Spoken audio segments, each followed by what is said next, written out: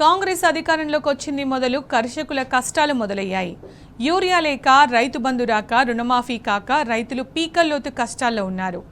అన్నదాతలను అన్ని విధాలుగా ఆదుకుంటామని చెబుతున్న ప్రభుత్వం ఖమ్మం జిల్లాలో ఏర్పాటు చేసిన ప్రజా ఆశీర్వాద సభలో రైతన్నకు అన్నం కరువైంది.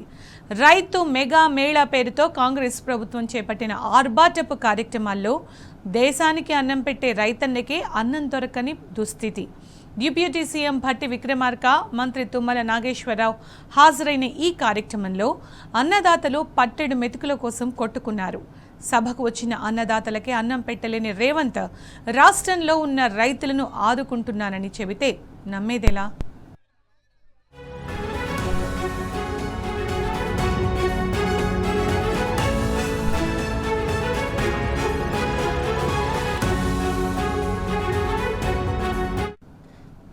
ఖమ్మం జిల్లా చింతకాని మండలం జగన్నాథపురంలో రేపు ముఖ్యమంత్రి రేవంత్ రెడ్డి ప్రజా ఆశీర్వాద సభ నిర్వహిస్తున్నారు. దానికి ముందు రైతు మెగా మేళా పేరుతో అవగాహన కార్యక్రమాన్ని అట్టహాసంగా నిర్వహించారు.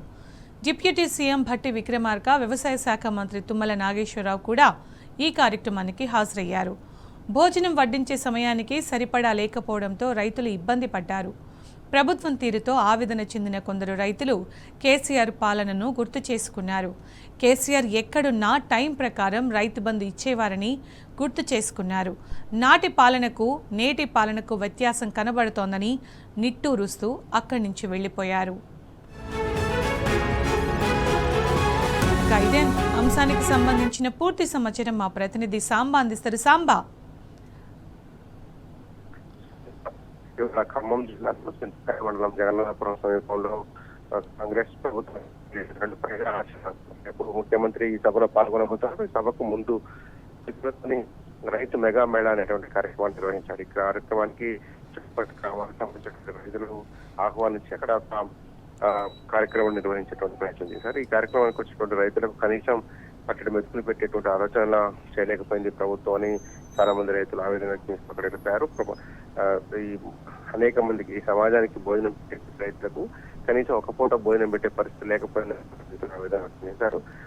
అక్కడ పిలిచినటువంటి రైతులకు ఆ సమావేశానికి వచ్చినటువంటి రైతుల సంఖ్యకు ఎక్కువ ఉండటంతో భోజన ఇబ్బంది ఏర్పడింది. కనీసం పర్యవేక్షించేటువంటి అధికారులు కానీ లేకపోతే కానీ ఎవరు లేకపోవడం కూడా అక్కడ పర్యవేక్షణలో కూడా స్పష్టంగా కనిపించింది. దీంతో భోజన విరామ సమయానికి పెద్ద ఎత్తున వచ్చినటువంటి రైతులు కనీసం భోజనాలు కూడా దొరకకపోవడంతో ఇబ్బంది పడ్డారు. చాలాసేపు ఎదురు చూడాల్సిన పరిస్థితి. కొంతమంది రైతులు భోజనం చేసే క్రమంలో రైతు భరోసా ఇచ్చి ఆ రైతు భరోసాకు సంబంధించినటువంటి సమావేశం ప్రజాసేవ సభగా నిర్వహించబోతున్నారు. కాబట్టి గతంలో కేసీఆర్ ఎలాంటి సభలు సమావేశాలు లేకుండా ఎక్కడున్న సమయం ప్రకారంగా రైతు బంధు ఇచ్చేవాళ్ళు.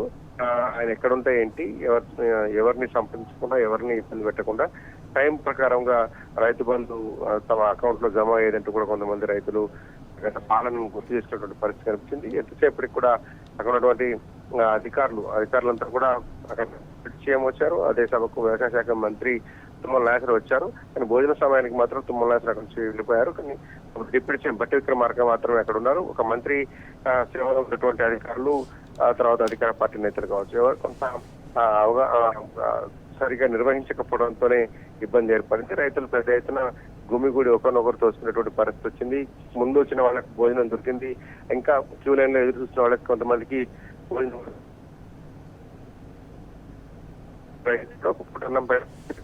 రైతులు తీవ్రంగా ఆవేదన వ్యక్తం చేశారు. ఇబ్బంది పడుతూ అక్కడి నుంచి ఇబ్బంది పడుతూ పరిస్థితి కనిపిస్తుంది. Right Samba, thank you.